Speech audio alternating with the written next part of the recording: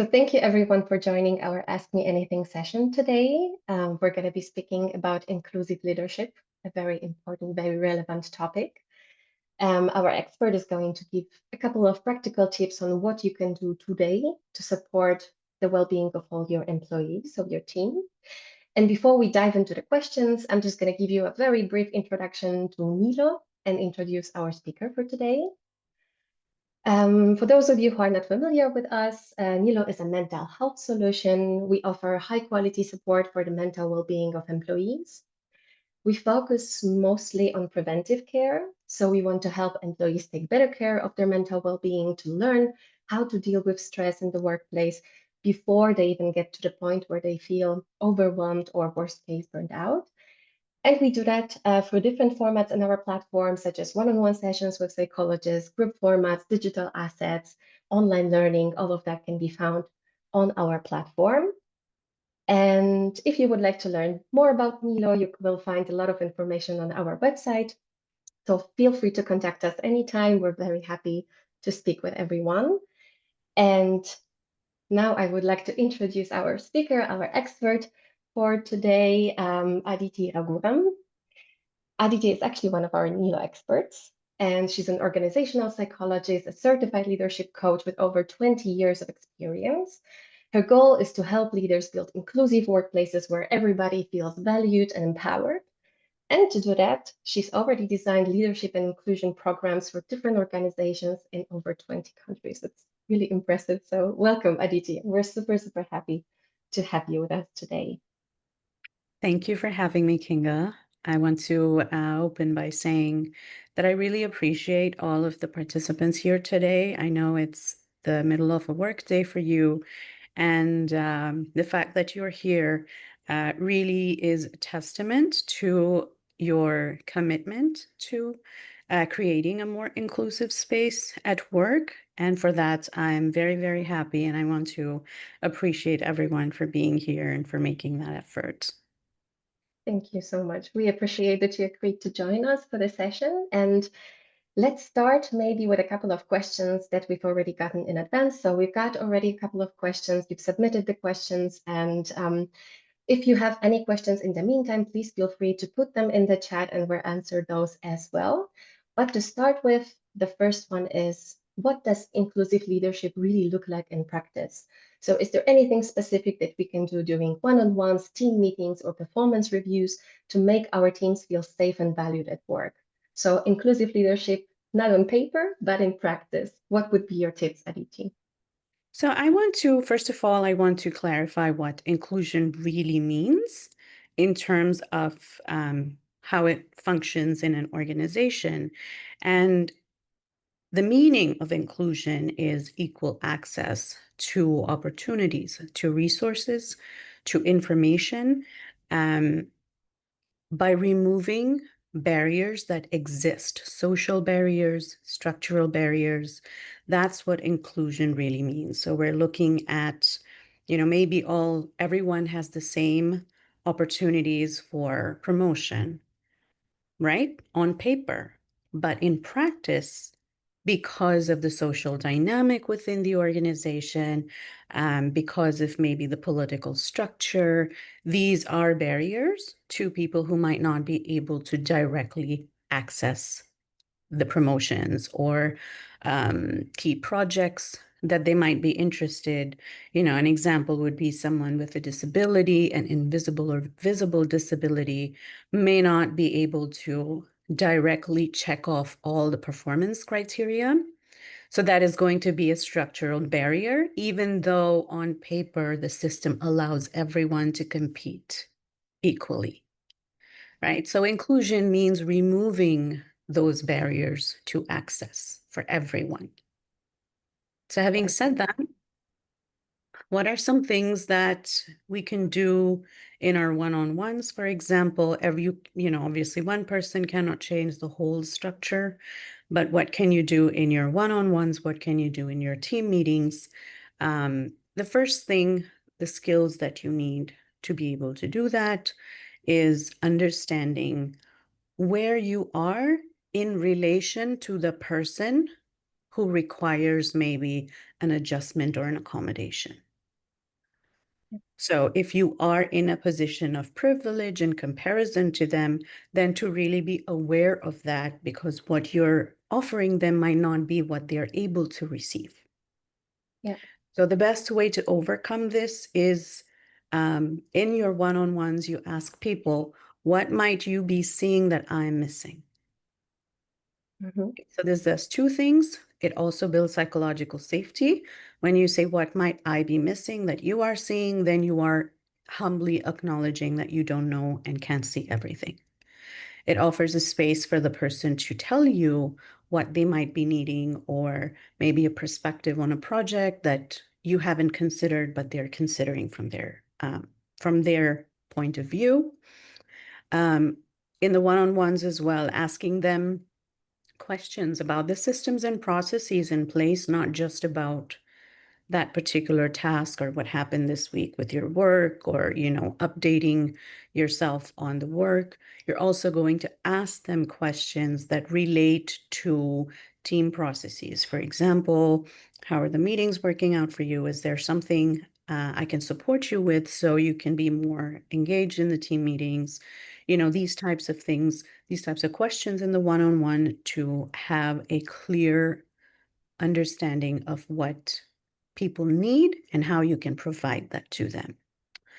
The other skill, aside from that self-awareness, is really active listening. How are you listening to people?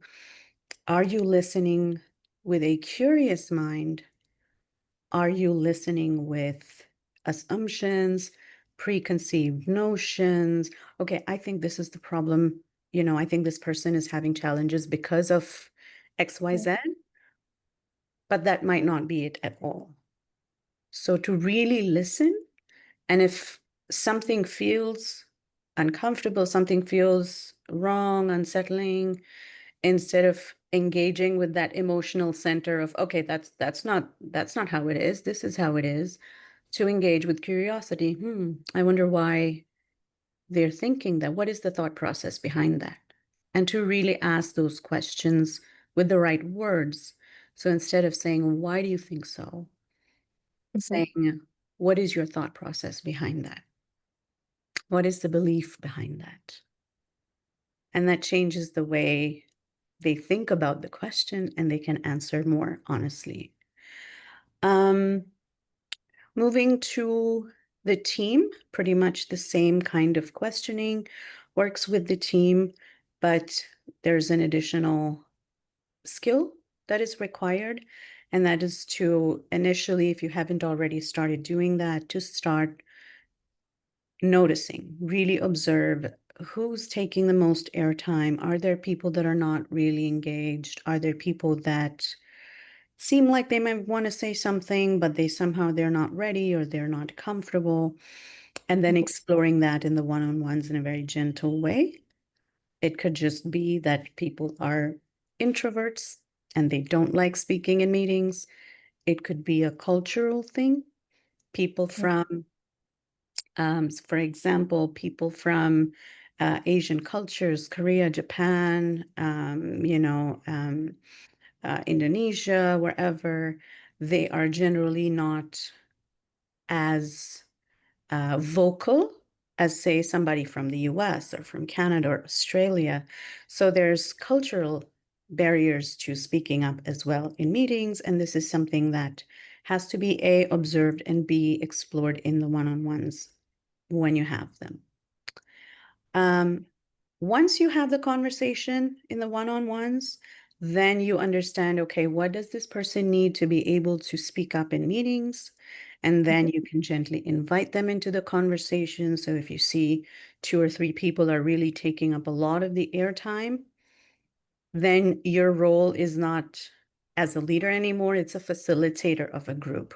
So then you're going to go into, let's hear what so-and-so has to say, or is there another perspective that we're missing? What do we need to know here? So really inviting people into gentle conversation without pushing them into it. So that's something that can also be done. Language is important in communication. This is, of course, there's another question around that. but I'm going to touch on that here as well, as be very careful about the kind of language that is being used in your Mhm. team meetings, right? So instead of saying you and I, or all of you and me, you're going to just use we, the team, our, to just transition into ownership. We are Mhm. a unit. This is our project, to take away that individual feeling from the team. I think the third part of the question was, sorry, there's one more point with the team as well. Welcome disagreement Mhm. and reframe it as learning opportunity. This Very important skill. this again builds psychological safety, which is the foundation for people to feel like they belong. Yes. So you could even do like a simple, okay, let's do a 2-minute disagreement sprint, Mhm. right? Who disagrees and what are your disagreements about? Tell me your thought process behind the disagreement. And so when people are, you can either do this in a written form, so it's a silent thing where people are not feeding off of each other, or Mhm. depending on the team dynamic, you can also do it in an open forum. But this sets the standard for the team that disagreements are welcome. If I disagree, we're going to have the 2 minutes for disagreement. And then it is very important for the team lead to then consider all of the disagreements and offer a closure to that. Close that loop either in the Yeah. one-on-ones or in the next team meeting. I have considered all of these opinions. Here's why I think ABC will work and ABC, B, X, Y, Z won't work. So when it is transparent, when it's focused on the issue and not on the person, it helps people be more vocal. Mhm. The fantastic thing about that is it also really pushes innovation, creativity. So that's an important part. The third part of the question is about feedback. Mhm. Feedback needs to be specific about the task, not about the person.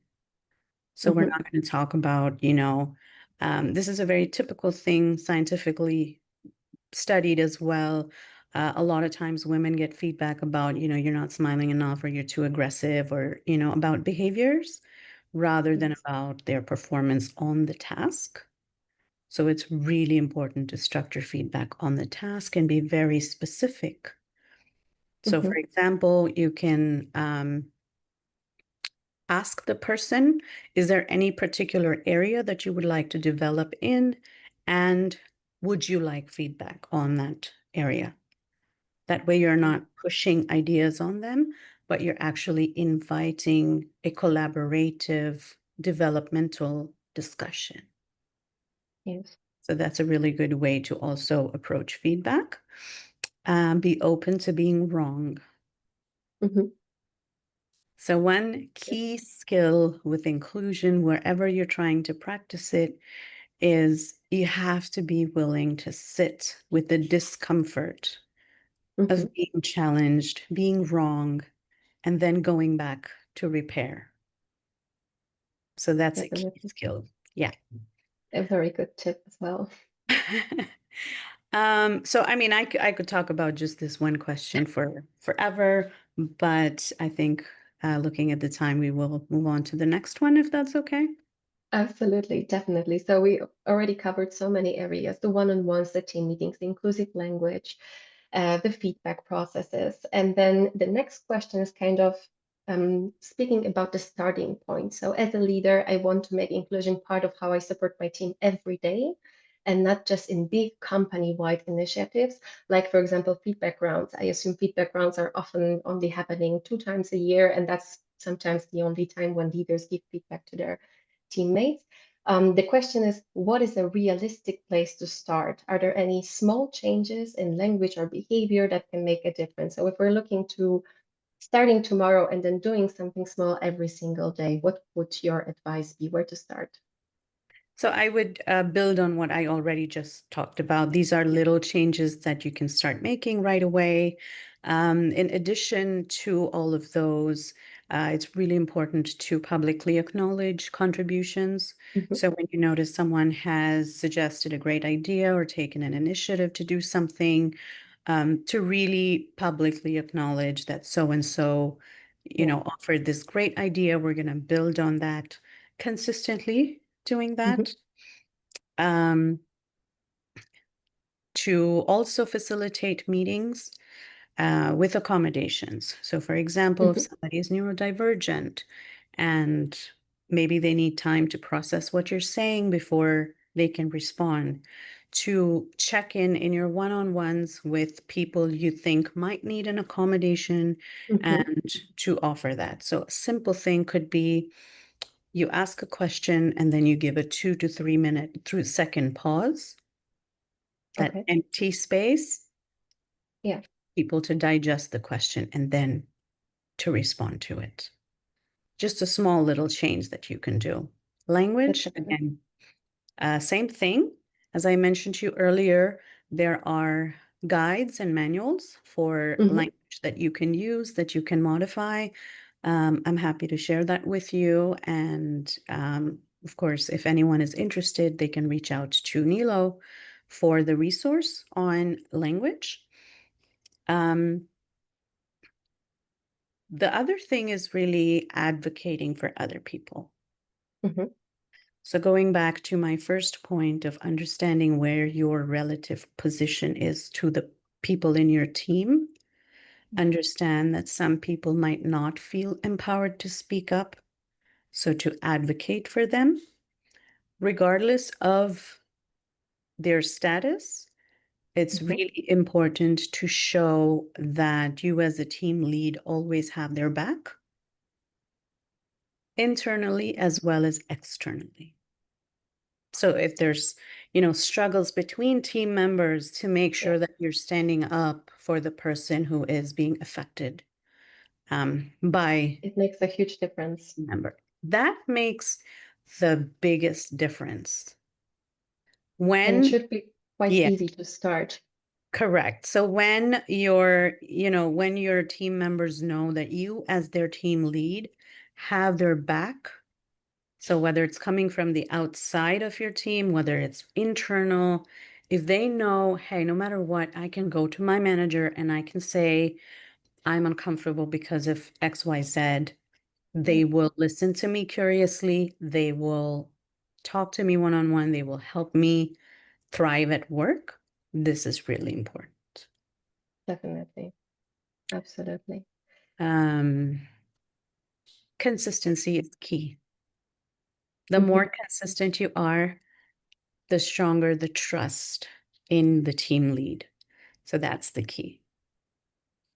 That's also a very, very good advice, I think.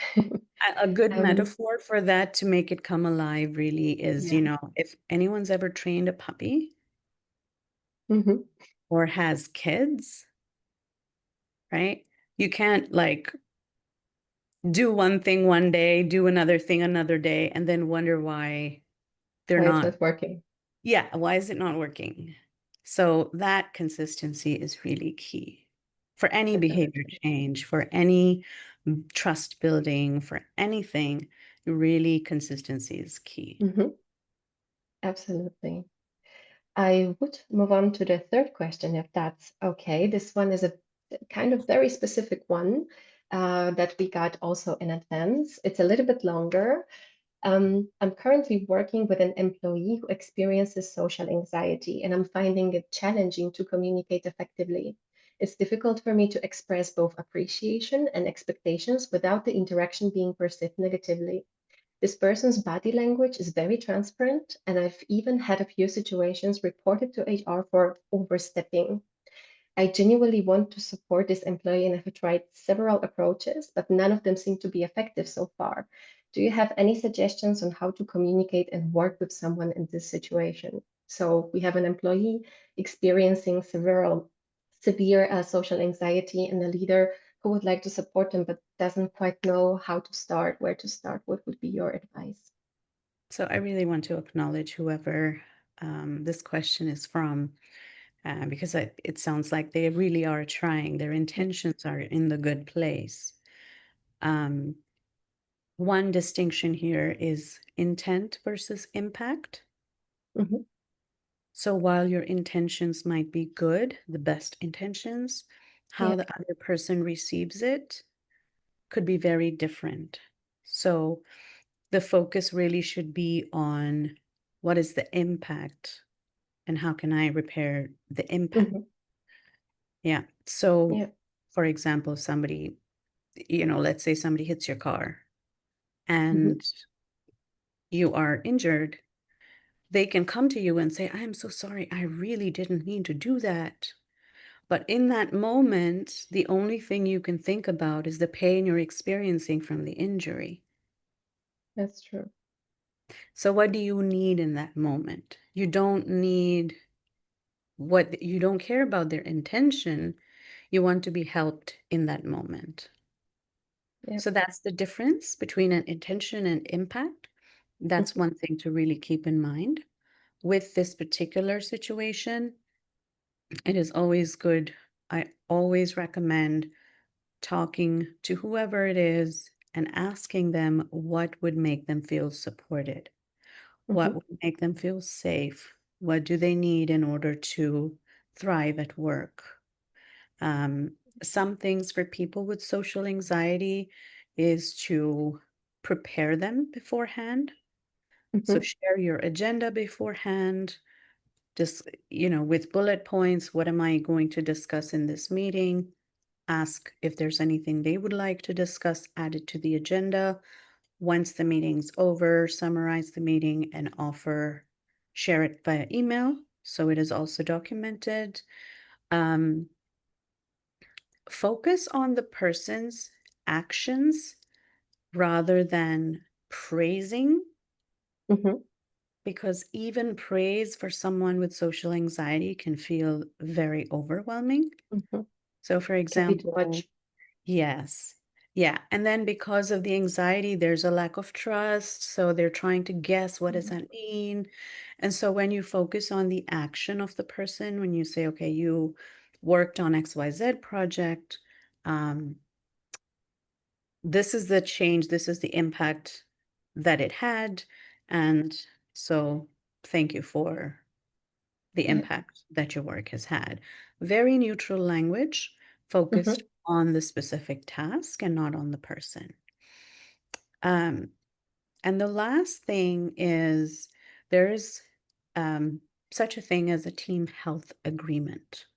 Hmm. So what a team health agreement is, and it can look different for different teams, but it's basically a manual that everyone creates on how they work best, how do they like to communicate, um, what are accommodations they need, you know, what is the expected response time, and so on and so forth, just to have this document with you so that it's clear, okay, this person doesn't like to be called. They would Hmm. prefer me to send them a Slack message, or they don't want a Slack message. They would prefer me to send them an email, right? So to co-create a team health agreement with this team member to understand what makes them work best and how you can facilitate their work. And that removes all the emotion, that removes all of the excessive overwhelm. Yeah. Yeah, all of that. So really trying to understand the other perspective, really trying to understand what the person needs to be successful and to feel well at workplace, really asking the person, what do you need? How can I support you? Change of Yeah, perspective. yes. And if there's already a lack of trust Hmm. between the team leader and the individual, it could be nice to have someone in the organization that this person trusts Hmm. to participate in that conversation, with the intention that, okay, I understand that these things have this impact on you. Yes. I would want to be different and I want to make sure that you thrive. So we're going to invite so and so, if that's okay, have conversations with both parties and invite a person of trust, for example, Yes. into this conversation so that there's the safety as well. That's a very good idea as well. Um, Looking at the time, I can't believe that we are already almost at the end of the session. We still have so much to cover. But I think for today, maybe we can end up with the last question. What are small, repeatable actions that can help build psychological safety over time and not just once in a while? Which I really see that there is a pattern in our questions that the leaders, they don't want to do just one big thing every 6 months and then they're done with it. They really want to know what they can do every single day. So building psychological safety, what would be your tip for small everyday actions? I would say begin with acknowledging, being humble, acknowledging your mistakes or what didn't go well for me. Again, you can do a quick sprint with your team meetings, you know, learning minute for 2 minutes, 1 minute, whatever. Okay, this is what didn't work for me this week, and this is what I learned from it, Yeah. starting with the team leader. So when you model that it's okay to make mistakes, Mhm. then people will start to feel more comfortable acknowledging that they made mistakes. It's okay to say that, I was overstretched this week and I should manage my time better, or, Mhm. whatever it is that you want to acknowledge. Um, the second thing is if there's major decisions that need to be made within the team, always get a silent vote first. Mhm. So get everyone to do it on either online or maybe write their consensus, and then you can discuss. So you have the team lead has a good idea of who thinks what. Yeah. Consistency, psychological safety, consistency. Just that is the mantra. You're going to just embody that consistency. So it has to Mhm. happen every time. When you're stressed, you can't falter. It really has to happen every day then. It cannot just be once in a while, like we said before. Correct. Until there's a clear understanding and you can Mhm. feel the trust building, Yeah. right? So that's important. Again, show that you have your teams back all the time. Make sure that whatever issues arise, you're able to resolve them. And then the last point is conflict is always going to be there. That is, Yeah. you cannot avoid conflict, That's but the life. key is how do you repair it? Mhm. Are you able to repair it without making it about you, with focusing on the task and really showing that follow through in your actions and not just in words? Yeah. So when you can embody the repair, then people will start to trust you more, and that builds psychological safety. That's, I think, a great sentence to finish our session with. I also like what you said at the first question, that make room for people to also disagree with you. I feel that this builds also this feeling like I'm heard, my voice is heard. I can say what I feel, even if it's not exactly the same opinion that my team lead has. You mentioned that also before. Thank you so much for all the tips.